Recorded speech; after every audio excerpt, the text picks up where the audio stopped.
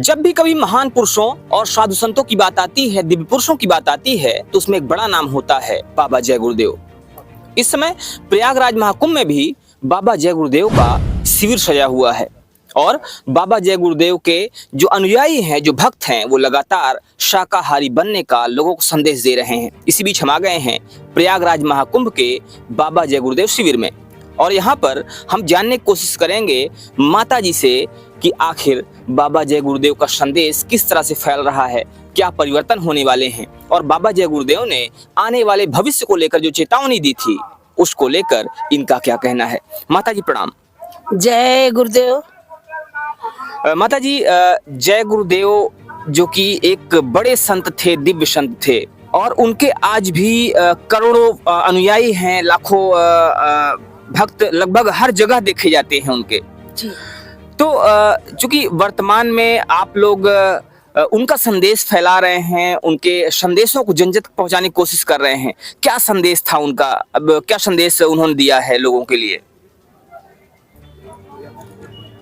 हमारे गुरु महाराज ने सबसे पहला शब्द ये बताया है कि मनुष्य शरीर ही परमात्मा का बनाया हुआ मंदिर है। इस मंदिर को स्वच्छ और सुंदर रखोगे तो ही परमात्मा को प्राप्त कर पाओगे।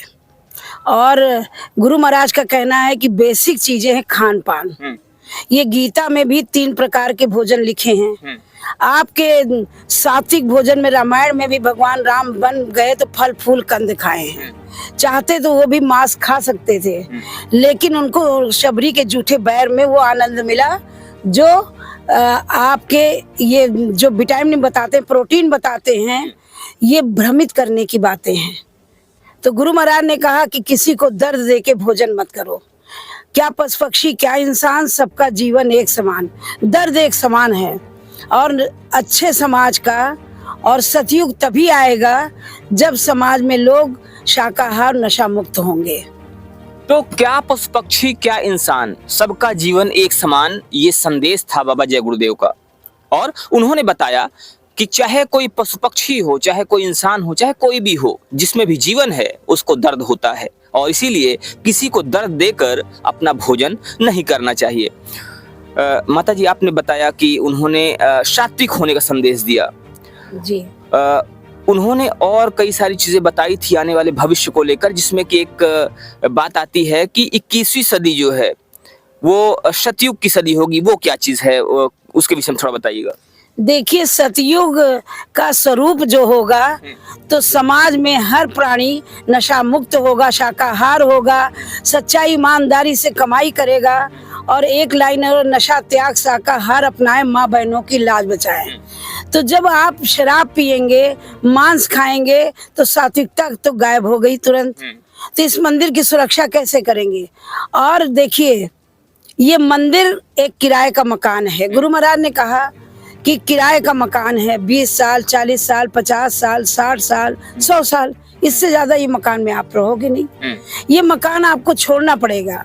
लेकिन तो जो समझदार किराएदार है वो क्या करता है कि किराए के मकान में रह करके अपने पैसे इकट्ठा करके अपना मकान बनवाता है ताकि किराए के मकान से उठकर अपने मकान में जाए।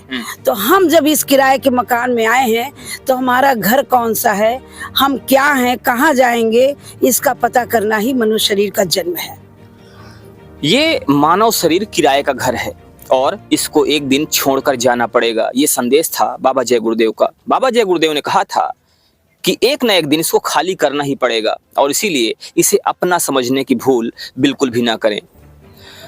माता जी, आपने बताया कि सतयुग जब आएगा सारे लोग नशा छोड़ देंगे और बाबा जय गुरुदेव ने कहा था कि 21वीं सदी सतयुग की सदी है, इसमें सतयुग शुरू हो जाएगा। लेकिन अभी वर्तमान में जो देखा जा रहा है कि लगातार लोग नशाखोरी की तरफ बढ़ रहे हैं और चूंकि कलयुग के विषय में जो बताया जाता है कि कलयुग में लगातार नशा बढ़ेगा, व्यभिचार बढ़ेगा और अत्याचार बढ़ेंगे, ये सब चीजें होंगी।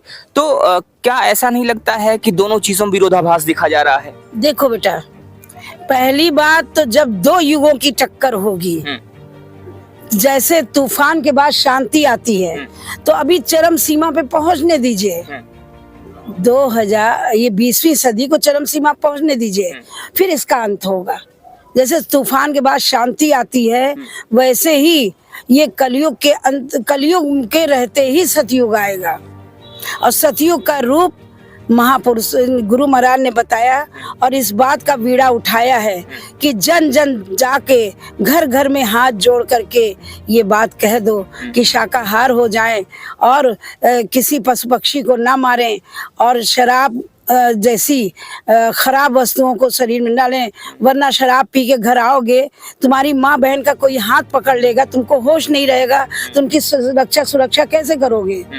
तो इस बातों को लेकर गुरु महाराज ने इन बातों को बताया।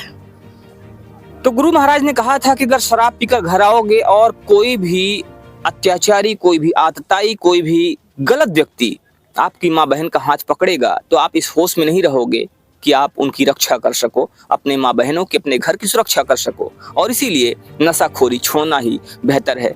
माता जी, आपने कहा कि जैसे जैसे 21वीं सदी अंत की तरफ बढ़ेगी वैसे वैसे सतयुग के आने का जो कार्य है वो तेज होता जाएगा। तो क्या माना जाए कि 21वीं सदी का अंत ही सतयुग की शुरुआत है और कलयुग का अंत है? जी, कलयुग में ही सतयुग आएगा और यही में ऐसे बेविचारी लोग सुधर जाएंगे। और जो आज भी माँ बहनें सड़क पर चलती हैं तो वो भयभीत रहती हैं कि कहीं उनका सोना कट गया, कहीं कान कट गए। तो ऐसा समय आएगा कि सोना हीरा पहन के निकलेंगी और कोई उनकी तरफ नहीं देखेगा।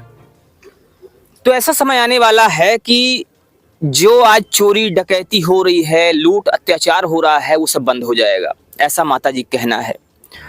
माता जी, एक बात और कही जाती है, जैसा कि बाबा जय गुरुदेव ने कहा था कि आने वाली जो 21वीं सदी है, जैसा आपने भी बताया भी कि उसमें सतयुग शुरू हो जाएगा, लेकिन चूंकि देखा ये जा रहा है कि कलयुग का भी मात्र 5000 वर्ष हुआ है और कहा जा रहा है कलयुग की जो आयु है 4,32,000 वर्ष है, तो उसका क्या होगा फिर? देखिए, मैंने तो पहले कहा कि कलयुग में ही सतयुग आएगा। कलयुग बना रहेगा, कलयुग बना रहेगा, इसी में सतयुग का प्रवेश होगा। और जब दो युग की टक्कर होगी तो तूफान तो आएगा ही। ये जलजला ये क्यों आ रहा है? क्योंकि हम जब किसी के दर्द दे करके भोजन करते हैं, हमारी उंगली कटती है, हमको कितनी तकलीफ होती है, और जिसके गले में छुरी चलती है उसके दर्द का अंदाजा लगाइए। तो जब आप इतने दर्द भरे भोजन करेंगे और शराब पिएंगे और अपने माँ बहनों की लाज नहीं बचा सकते, समाज की सुरक्षा नहीं कर सकते, तो ये चीजें जो है जब होंगी तो ये कितना भयानक इसका रूप हो। जो आपको बीमारी आ रही है, आरामी आ रही है, तो गुरु महाराज ने सन 70 में कहा था कि कोरोना के बारे में उन्होंने बताया था कि ऐसे बीमारियां आएंगी कि जिसको डॉक्टर भी अस्पताल छोड़ के भाग जाएगा। और देखिए, जो बच्चा अपने माँ बाप का अकेला है और 10 साल से बाहर है, वो लौटता है तो कहते 14 दिन क्वारंटाइन में रहो, न बाप मिलने जा रहा है न बेटा मिल रहा है। तो ये दृश्य आपको कोरोना में देखने को मिला है। ये तो अभी ट्रायल है, पिक्चर तो पूरी बाकी है। तो एक बड़ी बात कही माता जी ने कि ये भी ट्रायल है, ये भी ट्रेलर है, पिक्चर अभी बाकी है। तो क्या माना जाए कि आने वाले समय में कोरोना से बड़ी त्रासदी आने वाली है? जी हाँ, जी हाँ, आएगी। और फिर जो शाकर, एक लाइन हम बताएंगे, गुरु महाराज ही दिमाग में दे रहे हैं, मेरा तो कुछ है नहीं। जो शब्द निकल रहे हैं, शब्द भी गुरु महाराज के हैं। लंका में आग लगी थी और सोने की लंका धू धू करके जल रही थी। तो एक रामायण का दोहा है, रामचरितमानस का, लगी आग लंका कुतूहल मचा था, तो विभीषण का घर क्यों कर बचा था, क्योंकि राम नाम अंकित ग्रह शोभा। तो विभीषण का घर इसलिए बचा था कि वो एक भक्त था और मर्यादा में चलने वाला जीव था। राक्षस कुल में जन्म लेकर के भी उसने इस मर्यादा को रखा। इसी तरह ये जो कलयुग और सतयुग की टक्कर है, तो जब जय गुरुदेव की वाणी जन जन तक ये पहुंचेगी, और जय गुरुदेव की वाणी है, ये हिंदुस्तान में कोने कोने पूरे विश्व में फैलेगा। और जब ये होगा तो इस सतयुग का स्वरूप होगा। तो जब जन जन तक ये वाणी पहुंचेगी, लोगों में जागरूकता आएगी, तभी सतयुग का स्वरूप आ जाएगा। और कहा यह जा रहा है कि आने वाले समय में जो 21वीं सदी का अंत है, वहीं से कलयुग की शुरुआत है, और साथ ही वहीं से सतयुग की शुरुआत है। और साथ ही साथ एक चीज और कही जा रही है कि कोरोना से भयंकर बीमारी ऐसी आने वाली है जो करोड़ों लोगों को इस दुनिया से विदा कर देगी, अलविदा कर देगी। माता जी, आपने भी रामचरितमानस से उदाहरण दिए। थोड़ा सा एक लोगों में कंफ्यूजन है, मैं चाहूंगा कि आप उसको दूर करें। जैसे महात्मा बुद्ध हुए, उन्होंने बौद्ध धर्म की स्थापना की, जैन धर्म की स्थापना भी स्वामी महावीर ने की। और अगर बात की जाए जय गुरुदेव की, तो बाबा जय गुरुदेव क्या ऐसा कोई नया पंथ है, या ये हिंदू धर्म में ही लोगों के सुधार के लिए एक आंदोलन चलाया जा रहा है? पहली बात तो गुरु महाराज ने कहा मैं पक्का सनातनी हूँ। और एक बात और गुरु महाराज ने कही थी, जब प्रधानमंत्री और मुख्यमंत्री शाकाहारी होंगे तो देश का बदलना शुरू हो जाएगा। आज मेरा ये विश्वास है, माननीय मुख्यमंत्री योगीनाथ जी ने जो ये बीड़ा उठाया है सनातन धर्म का, और जो इन्होंने जन जन तक गुरु महाराज की बातों को सहयोग दिया है, शराब और नशा मुक्त होने का और शाकाहार रहने का, इसमें इनका बहुत बड़ा सहयोग है। हम इनके बहुत आभारी हैं कि इन्होंने मेले में जो संत महात्माओं का सम्मान किया है, तो ऐसे मुख्यमंत्री और प्रधानमंत्री सदैव बने रहे। तो योगी आदित्यनाथ जी जो हमारे मुख्यमंत्री हैं, उनको माता जी धन्यवाद दे रही हैं इसलिए क्योंकि उन्होंने संत महात्माओं का सम्मान किया। क्या ये माना जाए कि विशेष रूप से बाबा जय गुरुदेव का भी सम्मान है?